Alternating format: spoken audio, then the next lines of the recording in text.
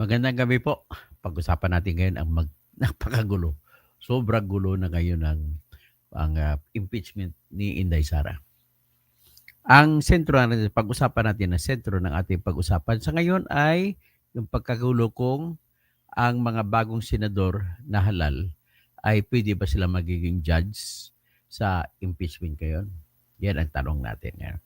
Nasasagutin natin ito, pero presenta natin yung mga argumento ng mga kilalang mga tao patungkol dito. By the way, siguro mas nais kong sabihin lang dito, isa si Drilon. Ang kanyang sinabi naman ay pwedeng tumawid, pero walang klaro siyang walang klarong argumento. Ang sabi niya lang is, regardless kung sino ang mga bagong senador, ay obligado daw sila sa Constitution. Ang sinasandalan niya ay yung sinasabi ng Constitution na kailangan daw mag-trial. Yan ang masusunod Constitution. Meron naman si Attorney Arman Ligutan na isa sa mga abogado sa impeachment na nagsampa. Ang sa kanya naman ay pwedeng tumawid. Ang kanyang binabasihan ay yung katotohanan daw na sa United States Supreme Court, hindi Supreme Court, Senate, ay tumawid pa raw ang paglilitis sa kaso ni kagaya ni Clinton. Kaya sabi niya, tumawid sa bagong kongreso. Pero ang hindi niya lang binabanggit din, hindi niya kinumpara yung dalawang kongreso, kung dalawang senado. Senado ng Amerika at saka Senado ng Pilipinas. Yung Senado po ng Amerika ay 100 po ang mga senador. Sa 100 mga senador ay kada 2 taon ay nagpapahalal ang 33 na senador. Every 2 years. So, ibig sabihin, ang natitira na naupo pa rin, kahit anong mangyari sa eleksyon, ay merong 67 na natira. So, kung may 67 na natira, nang ibig sabihin nun ay nasa quorum yung natira. 100 ang total 67 na natira. So, ibig sabihin, 2/3 yun. Ang 2/3, so 2 sa kada 3 na senador. So, kung 2/3, sobra pa yun sa 50% plus 1. Kasi ang quorum ay dapat 60% plus 1. So, yan po ang sitwasyon yan. Sa Pilipinas naman po, pag tayo naman po maghalal every 3 years, 12 kalahati ang nawawala. Kalahati ang papalit. Pag umalis yung 12, ay wala ng quorum. 50% lang Ang may quorum para sa 24-member na Senate ay dapat may 13 senators para makapag-proceed ng kanilang business. Okay? So, iyan naman ang kaisipan doon. Tapos, ito naman si Chis Escudero, nagsasabi siya, kapag mag-umpisa na daw sa June 11, ay tapusin nila kung ano hanggang saan sila matatapos. Pero, hindi daw pwedeng pilitin ng 19 Congress, na sa ngayong Congress, ang mga bagong senador kung papayag sila o hindi. Yan naman ang kanyang kaisipan. So, nagsasabi siya na kailangan lamang ipagbubutuhan nung bagong senador at saka yung kasama lang lumang senador na 12. Magbuto-buto sila sa next Congress. Kasi ngayon, na Congress natin ay 19 Congress ang tawag. Sa sunod, pag umpisa ng July 1, ay 20th Congress na. In the same manner, yung kasama sa 20th Congress ay yung House of Representatives, 20th din. So earlier, nag-vlog ako na sinasabi ko, pag-usapan naman natin ang mga congressman. Ang tanong ko kanina, sa kagabi, ang mga congressmen sa 19th Congress ngayon, marami sa kanila nagpapahalal ulit. Maraming nanalo, maraming natalo, maraming napalitan. Pero ganun pa man, yung mga nanalo at babalik ulit ay pag bumalik sila, bagong House of Representatives na po yun. Hindi na po sila pwede masabi idudugtong. So, ibig sabihin, ibang opisina yung House of Representatives sa ngayon at iba ang opisina ng House of Representatives sa starting July 1. Ganon din, ulitin ko lang sa Senado, ibang opisina ngayon ng Senado na binubuo ng 12 na hindi pa nagpahalal at 12 na nagpahalal kahit natalo man sila, ay mayroon pa silang trabaho hanggang sa June 30. Ibig sabihin, sila pa ay pwede makaboto-boto. So, ngayon, ang argumento ni Chis ay hindi niya pwedeng pilitin, hindi niya pwedeng diktahan ang mga bagong senador na bubuo, bagong grupo ng senador na bubuo sa next Congress. Which is correct naman. Bawal ang dictatorship dito eh. Bawal ang sabihin mo, mamimilit ka kung ano. Para saan pa yung independence? Para saan pa yung kalayaan nila na bawat isa? Na magpapadikta lamang pala sila sa naunang senador nila. So, which is, ito na ngayon ang sitwasyon sa ngayon.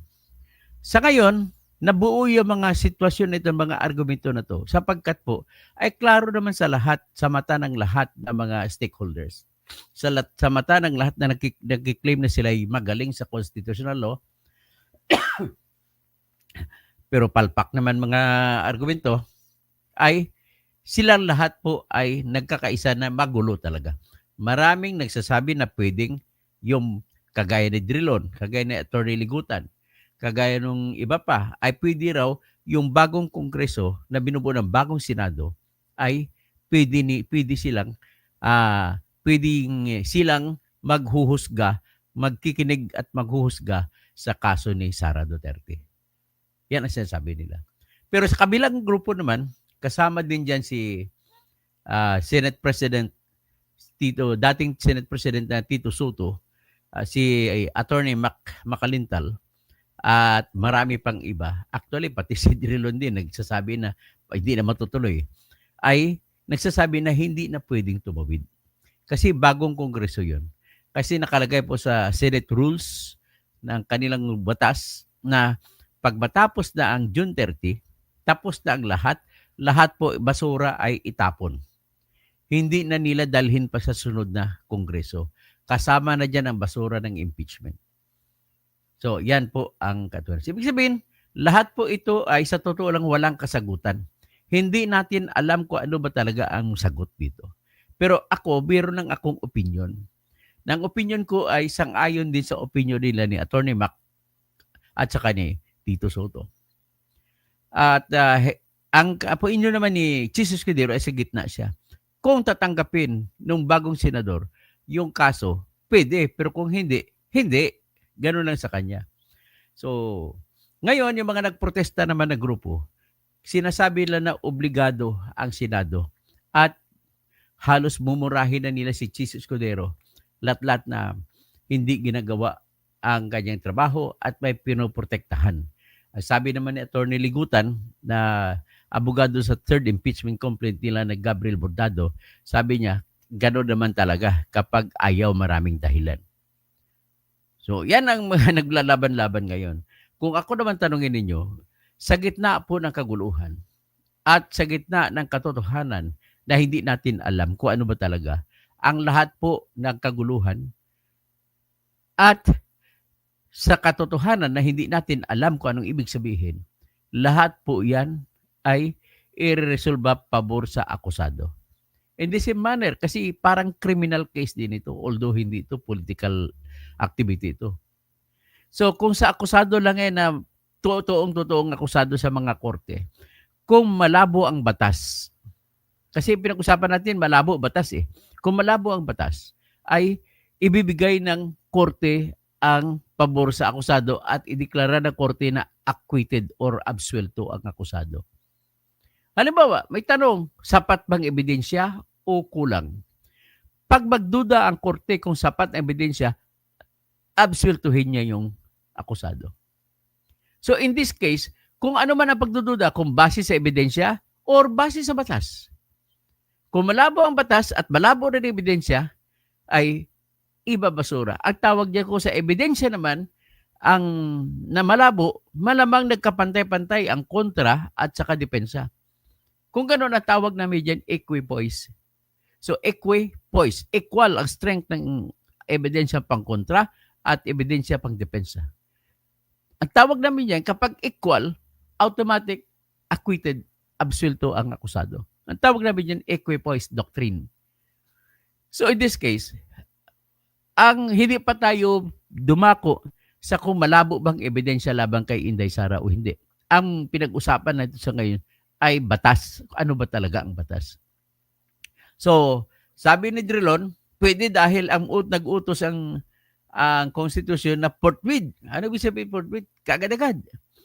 Pagdating naman kay Chess Escudero, ang forthwith, may reasonable basis pa. Kung reasonable na forthwith. Tapos, ang sagot naman, may isa namang tanong, kung sa argumento naman ni Drilon na gano'n, forthwith, at yan yung argumento ng ibang abogado, ang sagot naman ni Chess Escudero dyan, ay hindi mo kami pwede mautos-utusan. Paano kung minaniobra lang yan? Ang kaso, wala naman palang laman. Pinirmahan lang ng mahigit 106 na congressmen. Wala naman pala laman. Puro man nag-invento. Di, kailangan usisain namin yan. So, hindi kami pwede kasama din sa amin ang trial. Kung ako naman tanongin mo, pag sinabi ng Constitution na trial shall proceed forthwith, tingnan natin ang sabi ng Constitution para tayo ay patas. Ito.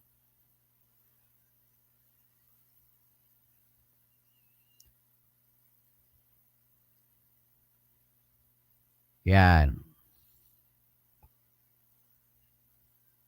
Yan ang Constitution natin. So, nakalagay dito, ito, number 4, Section 3, Article 11, Accountability of Public Officers. So, sinasabi ito, in case the verified complaint or resolution of complaint of impeachment is filed by at least 1/3 of all members of the House, the same shall constitute the articles of impeachment and trial by the Senate shall forthwith proceed. Yan ang sinasabi. Trial shall forthwith proceed. So, ibig sabihin, ang sinasabi ng Constitution ay kung makabuo na ng reklamo, impeachment kung tawagin, ang House of Representatives at mapirmahan ito ng isa sa bawat 3 congressmen, ay dire-diretso na. Obligado ang Senate mag-trial. So yan. Ngayon, ang trial naman na tatanungin natin, trial ba sa umpisa sa ngayon ng lumang Senado at trial ng kasunod ng bagong Senado? Ganon ba yan? Ganon mga tanong kanina. So ngayon, may binanggit naman na isang kaisipan, ito si Senator Alan Peter Cayetano. Sabi niya, kasi narinig niya ang plano ni Chis Escudero. Pagdating sa 20th Congress, sa sunod na Senado, ay pabuto-butuhin niya yung, kung mayroon mag-motion, pabuto-butuhin niya mga senador. Yun ang sinasabi. Kung sino may gusto, kung sino hindi. So ngayon, ang pag magtawid na pabuto-butuhin, ayaw naman ni Peter Cayetano. Kung ano man ang dahilan niya, hindi maliwanag. Pero ang sa kanya, siguro lamang ayaw niya maulit sa panahon ni Erap na kung saan nagbuto-buto. Kung saan 11 mga senador ay bumoto 11-0. Ayaw pabuksan ang envelope ni Jose Velarde. At iyon, nung ayaw pabuksan, iyon po ang nag-trigger, nagsimula ng People Power 2. Kaya natanggal si Erap sa pwesto. So dito, ang tanong, ano ngayon ang gagawin? Tama ba si Chis Escudero? Alam mo, sa usapin dito, sabi ko nga sa inyo, magulo. Dahil walang sinasabi ang konstitusyon natin kung pwede o hindi. Pero babalik pa rin tayo sa usapin na kung magulo, ang kaguluhan ay kung bibigyan mo kung ano ang kahulugan, titignan mo, at yan po ay ibibigay sa mga akusado. So most likely, kung kayo ay hindi mo klaro alam ang batas, ibibigay mo, hindi pala malabo naman palang akusasyon mo eh. So bakit kung parusuhan to na sinabi mo, nagnakaw ito? Kung magulo ang ebidensya, natural i-absolto yan. So ganoon din ang nangyari dito. Hindi pa tayo nakatingin sa ebidensya, kaguluhan lang ng batas. Dito pa lang patayin na tayo dyan sa kaguluhan ng batas. And nevertheless, ang aking posisyon dito, kahit man ano maging desisyon ng Senado rito, ay walang karapatan mag-question, mag-utos. Walang karapatan magsabi kung tama o mali ang Supreme Court. Ngayon, kung ano man yan, sa sunod ko na ibablog yan. Para basta ito sa ngayon muna, ipagdasal natin na maresolba ito At ang pinaka-problema lang sa ngayon ay alam na alam ng lahat na pag-umpisa man, kung makaumpisa, sa June 11 ay hindi matatapos ang usapin. Sa kabila naman, sa grupo ni Sara, I understand. Siyempre, mga abogado ni Sara, ayaw magpapayag yan. Ang tingin ko nga dyan sa June 11, pag magsimula na baka magsampa na kagad ang motion to dismiss ang mga abogado ni Sara Duterte.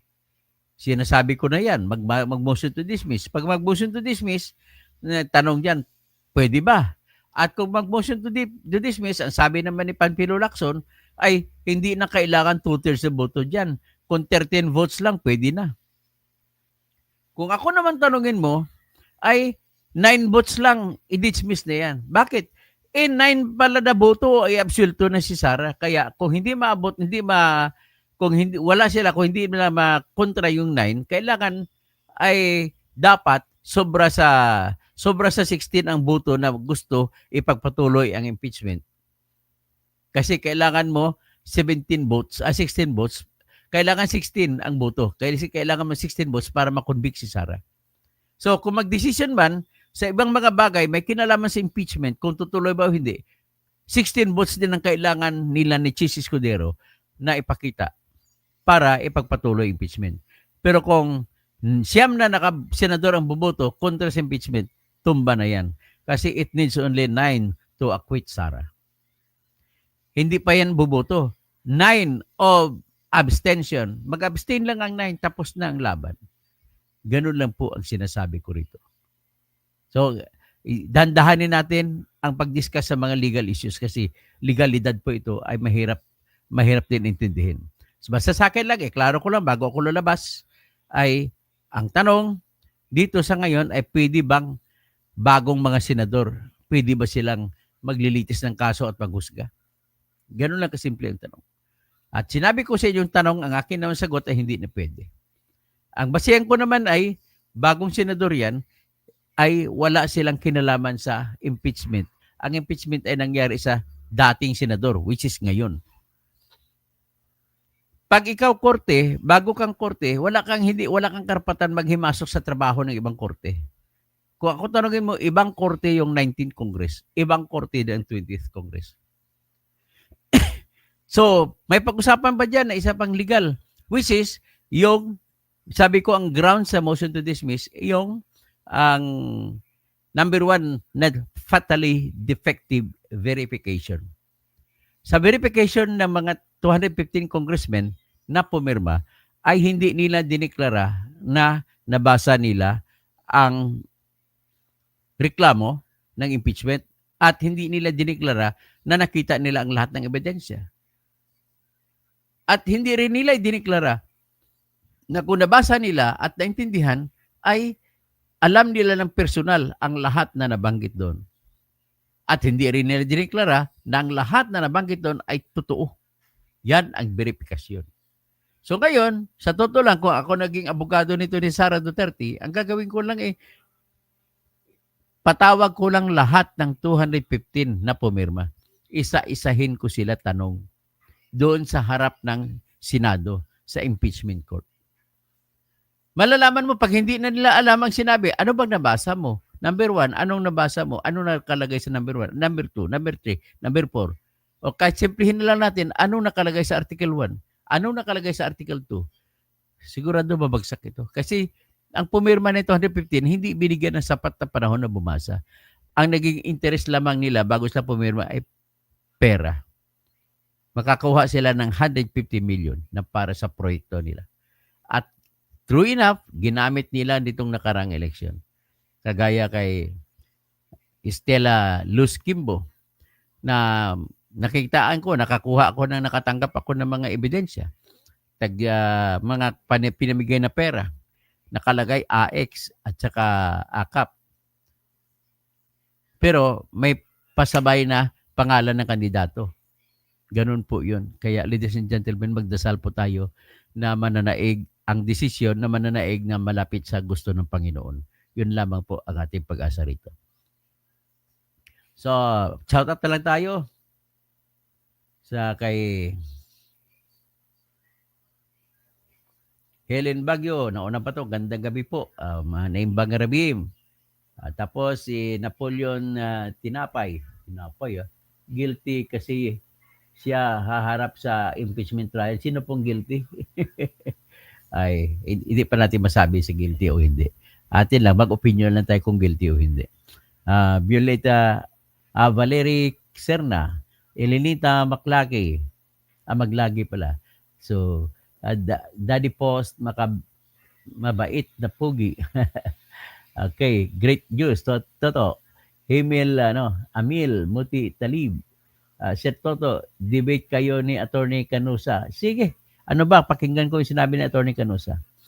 Sir Toto, assalamualaikum. Alaikum assalam. Debate kayo ni Auntie Claire. Oh, habori ko na lang kayo sila. Imor Nibal, shout out po, engineer. Magandang gabi po. Manuel Toribio, Ricky Paguyo, good evening. Idol Doc, Attorney Engineer Toto, Kausing, nanonood mula sa Quezon City. Tapos, letter D apostrophe.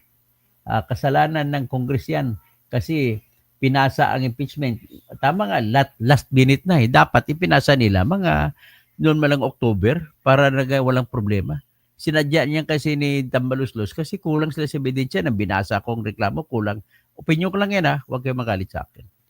Nagtataka ako bigla ito naging hindi po ako DDS PM Ikaw lang siguro ang DDS pero ang problema sa UPM. Lahat na lang basta nakapabor kay Duterte ang batas. Mali na sa'yo.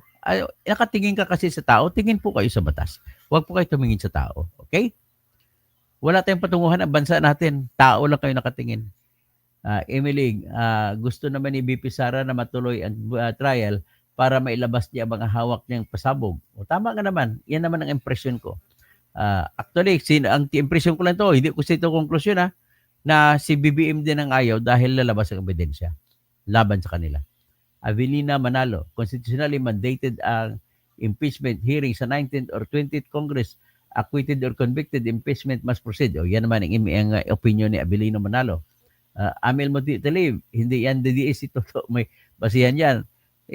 Paano pa, kung tinira ko pa, bakit ko pa tinira PM si Baste sa kanyang pananampal at saka pangbubugbog kung DDS ako. Tapos, Philemon Tamba, kung may misunderstanding sa batas, ang importante itong lang po ay kung ano ang ikinabubuti sa bayan. Hayaan na lang ba na hindi maimbestigahan ang posibleng paglustay ng 125 million sa loob ng 11 days? O yun.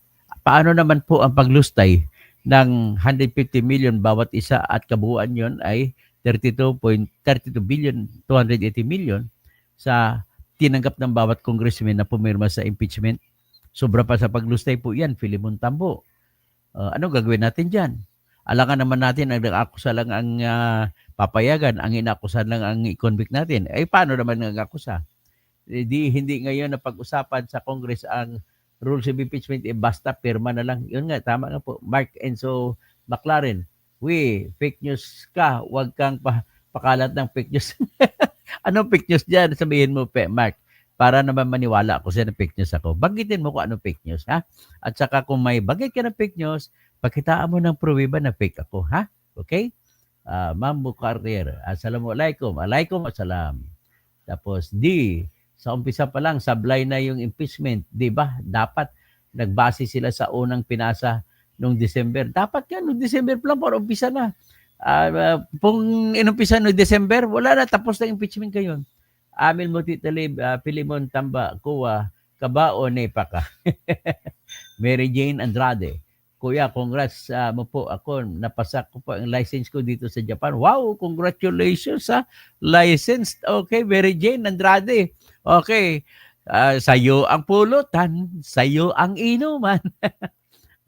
Philemon Tamba, mamamayan lang po.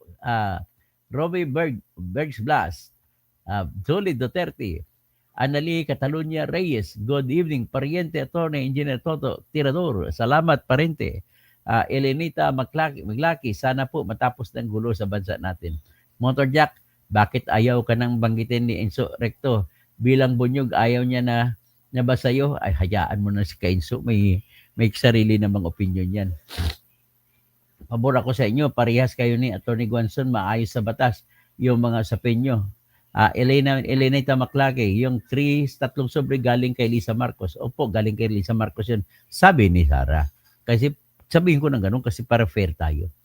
Ma'am Bu Carter, yan ang gusto ko kay Dr. Toto na ayon lang sa batas.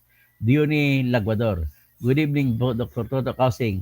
Opo, kung mga punto ninyo base sa legal na opinion watching from Dubai, UAE. Salamat po. Elineta Maglaki, sabi ni VP Sara, tatlong sobre galing kay Lisa Marcos. Ayun, malalaman natin yan pag lumabas, pag tumuloy-tuloy impeachment.